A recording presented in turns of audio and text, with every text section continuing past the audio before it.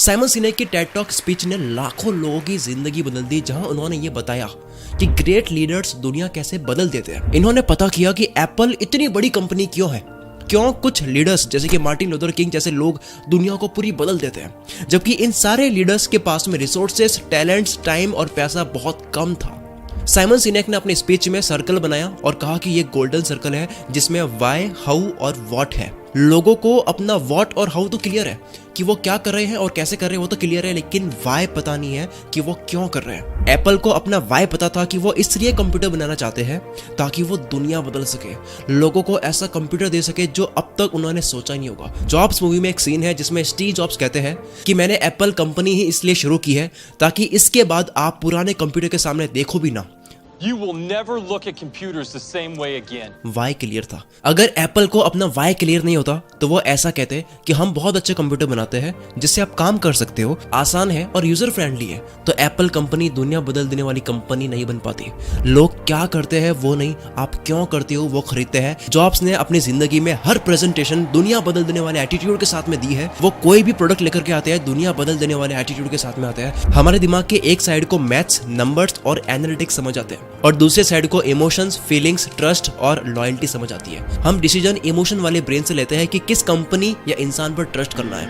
इस emotional brain को features, language, information समझ नहीं आती है, इसलिए केवल नंबर से बात करने वाली कंपनी दुनिया में राज नहीं कर पाती है, क्योंकि दिल जीतने के लिए इमोशनल ब्रेन को टारगेट करना होता है। जबकि एप्पल के प्रोडक्ट्स काफी एक्सपेंसिव होते हैं, एप्लीकेशंस भी काफी लिमिटेड होती है, कई तो पेड होती है, जो कि लॉजिक्स और नंबर्स है जिससे इमोशनल ब्रेन या डिसीजन लेने वाले ब्रेन को फर्क नहीं पड़ता है। कई कमियों के बावजूद और कम से कम चीजें देने के बावजूद भी लोग एप्पल लेते हैं क्योंकि इमोशनल ब्रेन को टारगेट करा हुआ है। जॉब्स ने आईपॉड लॉन्च करा तब उन्होंने इमोशंस बेचे थे कि क्या हो अगर आपके जेब में 1000 सॉन्ग्स हो, और आईपॉड को लॉन्च करा था वॉकमैन के जमाने में, दुनिया पागल हो गई थी। Amazing little device holds 1000 songs. अगर आप सक्सेसफुल पॉलिटिशियन को देखोगे तो वो सपने बेचते हैं, वो बताते हैं कि कैसे वो दुनिया बदल सकते हैं, ना कि वो नंबर्स, फैक्ट्स और एनालिटिक्स पर बात करते हैं। हम सबको पता है कि राइट ब्रदर्स ने हवाई जहाज बनाया, लेकिन हम एक और इंसान को नहीं जानते जिसने भी हवाई जहाज बनाने की कोशिश करी, जो कि है सैमुअल पियरपॉन्ट लैंगली। इनके पास $50,000 थे, पैसों की कोई कमी नहीं थी। इन्होंने बेस्ट माइंड्स हायर करे, बड़े बड़े लोगों के साथ में इनके कनेक्शंस थे और मार्केट की कंडीशन भी काफी अच्छी थी। न्यूयॉर्क टाइम हर वक्त इनके आसपास रहते, तो इनके बारे में हमने आज तक सुना क्यों नहीं?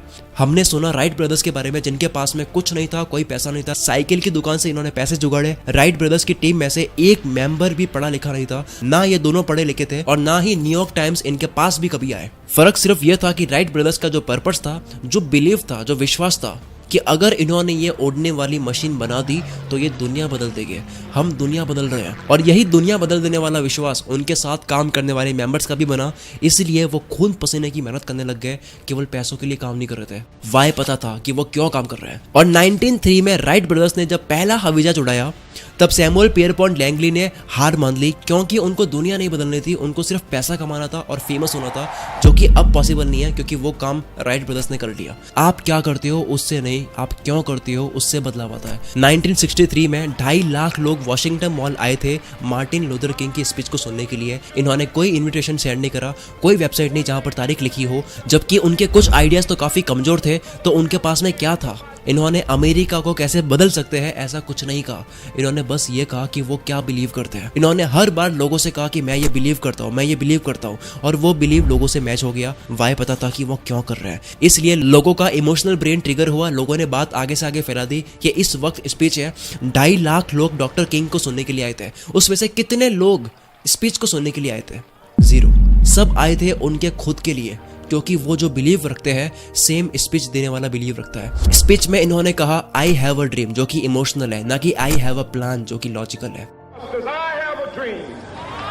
ये थी साइमन सिनेक की टेड टॉक स्पीच, जहां इन्होंने बताया how great leaders inspire action. अब दूसरी टेड टॉक स्पीच है जोश कॉफमैन की, टाइटल है the first 20 hours how to learn anything, यानी कि 20 घंटे में दुनिया की कोई भी स्किल कैसे सीखे। जॉश कॉफमैन के पास में बिल्कुल टाइम नहीं होता फैमिली और काम के बाद। इतने बिजी होने के बावजूद इनको हर बार कुछ नया सीखने का शौक था, तो इन्होंने पता करने की कोशिश करी कि कोई भी नई स्किल को सीखने में कितना वक्त लगता है। तो मिला कि किसी भी स्किल को सीखने में आपको 10,000 घंटे लगते हैं। कॉफमैन ने ऑलमोस्ट हार मान ली कि वो किसी भी चीज को सीख ही नहीं पाएंगे, क्योंकि 10,000 घंटे का मतलब होता है 5 साल के लिए बिना एक भी दिन मिस करे रोज 5.5 घंटे देने। कॉफमैन ने 10,000 घंटे की वजह को पता की और पाया कि के एंड्रेस एरिक्सन इस रूल के ओरिजिनेटर है, पर इन्होंने 10,000 घंटे बोले हैं किसी बहुत एक्सपर्ट लेवल परफॉर्मेंस को पाने के लिए, जैसे कि वर्ल्ड के professional athletes, world class musician, chess grand master, जहां पर अल्ट्रा लेवल का कंपटीशन होता है जिसमें वर्ल्ड के टॉप प्लेयर्स के साथ में खेलने लायक बनना होता है, तब आपको 10,000 घंटे की प्रैक्टिस करने की जरूरत होती है। अब हुआ यह कि 2007 में एक book I outliers the story of success, जिसमें मैल्कम ग्लैडवेल ने इसी 10,000 घंटे की रूल की बात करी, जिसके बाद में दुनिया भर में बस यही बात होने लग गई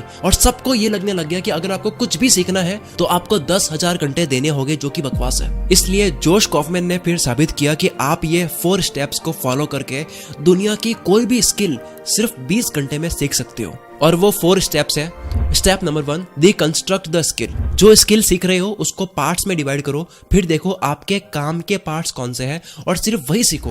हर स्किल में कुछ ही चीजें होती है जो सबसे ज्यादा काम की होती है, तो बस वही मास्टर करो। Step number 2, learn enough to self correct. आप भले वो स्किल कहीं से भी सीखो, कोर्स या बुक्स, लेकिन उस क्लास की वजह से जहां से आप सीख रहे हो उसकी वजह से प्रोक्रास्टिनेट मत करो। यानी अगर प्रोग्रामिंग सीखनी है तो आपको पहले 20 किताबें पढ़नी है, उसके बाद में प्रोग्रामिंग नहीं करनी है, बल्कि आपको प्रोग्रामिंग का सबसे छोटा पार्ट सीख करके प्रैक्टिस करना है, अप्लाई करना है, गलती करनी है, सेल्फ करेक्ट करना है, उसके बाद में अगली चीज सीखनी है, सीखते हुए अप्लाई करना है। Step number 3, remove practice barriers, कि जब आप कुछ भी सीख रहे होते हो तब सारे डिस्ट्रैक्शंस को दूर कर दो। Step number 4, practice at least 20 hours, यानी कि ये 3 स्टेप्स आपको 20 घंटे के लिए करना है। जोश कॉफमैन ने यूकेलेली, जो कि गिटार की तरह होता है, उसको 20 घंटे में सीखा और टेड टॉक्स में लाइव प्ले करके बताया भी। अब बात करते हैं अगली जिंदगी बदल देने वाले टेड टॉक स्पीच की, जो कि है एडम ग्रैंट की, जिसमें इन्होंने 5 ओरिजिनल थिंकर्स की हैबिट्स बताई है, जिसे हम नेगेटिव हैबिट्स मानते हैं पर असल में उनके फायदे होते हैं, जैसे कि टालने की आदत, डाउट करने की आदत, फेल होने की आदत। ये आदतें इन्होंने सही बताई है। तो नंबर 1 है प्रोक्रास्टिनेशन, यानी कि टालने की आदत। प्रोडक्टिविटी या मेहनत में टालने की आदत गलत है, पर जब बात आती है क्रिएटिविटी की तब टालने की आदत सही है। लियोनार्डो दा विंसी इतना टालते थे कि इन्होंने मोनालिसा की पेंटिंग में 16 साल लगा दिए थे। The adoration of the Maggi और जेरोम इन द विल्डरनेस की पेंटिंग को इतना टाला कि इन्होंने कभी फिनिश ही नहीं करा। लंदन नेशनल गैलरी में the virgin of the rocks painting को बनाने में 13 साल लगा दिए। और उनका घुड़सवार का ये प्रोजेक्ट था जो इतना टाला कि बन ही नहीं पाया। मार्टिन लूथर किंग जूनियर ने अपनी स्पीच को लिखने में इतना टाला कि इनको जब स्पीच देनी थी उसके अगली रात 3 बजे ये स्पीच की तैयारी कर रहे थे। यहाँ तक कि स्टेज पर आने की बारी का इंतजार करते वक्त भी ऑडियंस के बीच बैठकर स्क्रिप्ट को एडिट करते रहे। वो स्टेज पर आए, 11 मिनट की स्पीच थी जिसमें 4 वर्ड्स बहुत ही पावरफुल वर्ड्स थे, आई हैव अ ड्रीम, जो कि स्क्रिप्ट में था ही नहीं। एंड मोमेंट पर हमेशा बेस्ट आइडियाज आते हैं। डिले करके आप एक्चुअली एक बेस्ट पॉसिबल आइडिया का आने का इंतजार करते हो। दूसरी हैबिट ओरिजिनल थिंकर्स की है, दे डाउट देयर आइडियाज। खुद पर डाउट वैसे नहीं करना चाहिए, लेकिन आइडिया पर डाउट करने से आप उस आइडिया को और मैच्योर करते हो, उस आइडिया को बार बार टेस्ट करते हो और बेटर बनाते हो। जैसे मैंने इस वीडियो के स्क्रिप्ट पर डाउट करा और बार बार मैंने इसको बेटर बनाया। नंबर 3 हैबिट जो ओरिजिनल थिंकर्स की होती है कि वो कौन सा ब्राउजर यूज करते हैं। आप कौन सा ब्राउजर यूज करते हो उससे आपकी पर्सनालिटी पता लगती है, ऐसा रिसर्च कहती है। कोई पहले से मिले डिफॉल्ट ब्राउजर से खुश है तो ये बताता है कि वो डिफॉल्ट सिस्टम को एक्सेप्ट कर लेता है। जो क्रोम या फायरफॉक्स जैसे ब्राउजर को अलग से डाउनलोड करके इंस्टॉल करता है, वो ये बताता है कि वो डिफॉल्ट सिस्टम को एक्सेप्ट नहीं करते हैं, वो ओल्ड ऑप्शन पर डाउट करके नए ऑप्शन की तरफ बढ़ते हैं। 4th हैबिट है ओरिजिनल थिंकर्स की, वजह दे। अब इसका मतलब है कि किसी चीज में ऐसा देखना जो आज तक पहले किसी ने उस तरह से ना देखा हो। अब सबसे लास्ट हैबिट है ओरिजिनल थिंकर्स की कि ये लोग बार बार फेल होते हैं। तो ये थी दुनिया की सबसे पावरफुल टेड टॉक स्पीचेस। दोस्तों, इस वीडियो के स्क्रिप्ट में, रिकॉर्डिंग में, एडिटिंग में बहुत मेहनत लगी है। तो प्लीज अगर आपको ये वीडियो पसंद आई है तो कमेंट जरूर करें, और अगर आपको लगता है कि 1% भी बदलाव इस वीडियो की वजह से आपके विचारों में आया है तो कमेंट में केवल यस लिख दो। आपका कमेंट में यस काफी है मेरे हौसले को बढ़ाने के लिए। मैं शकील कुलमित्र से आपके सपनों को सपोर्ट करता हूँ।